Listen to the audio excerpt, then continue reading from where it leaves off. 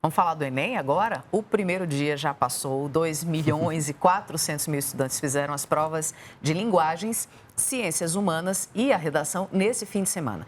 Já neste próximo domingo, as provas são de matemática e ciências da natureza. O Enem mobiliza os alunos, os pais, os professores, enfim, uma parte importante da comunidade escolar. E para contar o que é preciso fazer e também o que evitar nesse intervalo entre os 2 dias de prova, a gente recebe aqui no estúdio o professor Henrique de Faria. Tudo bem, professor? Boa noite. Tudo ótimo, boa noite. Prazer estar aqui. Obrigado. Bom, queria começar aí por esse intervalo, né? A gente está no intervalo aí dos 2 dias de prova. O que é preciso fazer e o que é preciso evitar nesse intervalo aí? Faltam só 5 dias, né, para a prova. Isso. Bom, nesses últimos dias, o ideal seria você revisar o que você já sabe. Você não vai conseguir aprender uma matéria que você não pegou o ano inteiro, então você tem que focar no que você já sabe, revisar os assuntos que mais caem, né? E focar na resolução de exercício. É reta final, o que você tem que criar mais é a habilidade de resolver questões. Então, a dica é ir fazendo o máximo de questões possíveis para já ir treinando, até porque tem que controlar o tempo, né, professor? Que a prova são quanto? 90 questões, não é isso? Isso. E é pouco tempo para cada questão. O que tem no manual de elaboração de itens do INEP é que cada questão deve ser elaborada para que o aluno resolva em 3 minutos. E muitas vezes ele resolve lá uma questão, demora mais do que 3 minutos, então ele tem que ter um controle muito grande e ter muita habilidade para resolver a questão e sentir qual é a questão que ele vai ter que pular, passar para frente.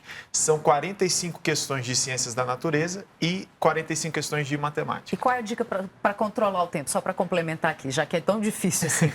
A dica é a seguinte, quando você estiver fazendo a prova, você leu a questão, você já sabe resolvê-la de imediato, é sinal que era uma questão fácil, pode resolvê-la primeiro. Se você leu a questão, está tendo que interpretar, já viu que vai ter que fazer uma série de cálculos para chegar naquela resposta, é sinal de que é uma questão que você vai ter que deixar para o final da prova. Queremos mais dicas também, matemática e ciências da natureza, provas específicas neste fim de semana. Tem dicas, professor, o que pode cair, o que não pode cair, quais são aí as suas premonições? Tem. Professor de cursinho é famoso por fazer previsão, né, de falar que sonhou com questão e tal. No caso do Enem, pela análise dos itens que já caiu, eu sugiro que você foque sempre em razão, proporção, geometria plana, a parte de análise de gráficos, a parte de estatística, cálculo de médias, desvio padrão e a parte de geometria espacial. Caso sobre um tempinho, dê uma revisada na parte de análise combinatória e probabilidade também. Sempre é um assunto bem recorrente. Quando o tempo não é suficiente, professor, as pessoas saem chutando, isso é uma boa saída? Qual é, em relação a isso, o que o senhor diz? No caso do Enem, não tem problema nenhum, o chute ele não é penalizado, né? Como antigamente tinha aquelas provas de vestibular, ainda tem algumas que estão assim, que uma questão certa anula uma errada. No Enem não acontece isso, então o que eu sugiro é resolva se você consegue, não conseguiu, pode chutar, não tem problema nenhum, mas o ideal é que você tente resolver o máximo assim que você consiga marcar com convicção.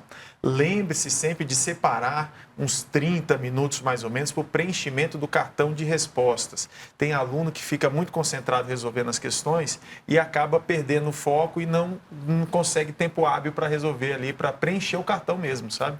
É melhor responder, fazer ali a marcação já. Respondi a questão, já marco ou deixa tudo para o final? Isso é uma coisa bem pessoal. Eu sempre sugiro você fazer o seguinte, vai resolvendo e no final você passa por cartão, porque tem sempre um momento que você vai revisar uma questão, você relê, aí você vê uma informação que você não tinha visto a uma primeira leitura, e aí você volta e pode mudar um gabarito. Quando você faz de maneira definitiva, acaba que você já abriu mão de revisar aquela questão, né?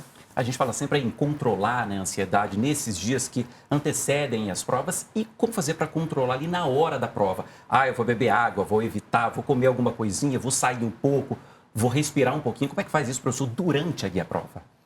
Durante a prova, o ideal é que você não fique agoniado. São 45 questões. Então, o que acontece normalmente é que os alunos passam um ano inteiro se preparando e aí, quando chega na hora da prova, lê uma questão, aí tem dúvida, aí lê a segunda, tem dúvida, aí já fica assim, já vai entrando num clima de ansiedade. Lembre-se que são 45 questões. É normal que tenha ali 10, 5, 9 questões que você nem consiga resolver.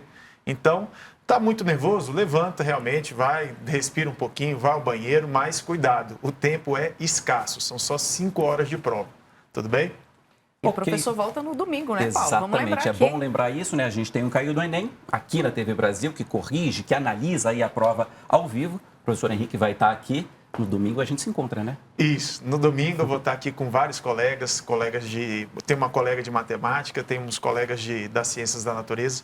Vamos resolver as questões que vocês vão pedir. Então, vocês vão mandando aí nas redes sociais, a gente vai resolver as questões mais polêmicas. Se tiver alguma questão que caiba um recurso, tudo isso a gente vai falar aqui depois do Enem. Tomara que ajude muita gente. Vai ajudar. Obrigado, viu? Obrigado a vocês. Bom trabalho no Obrigado. domingo.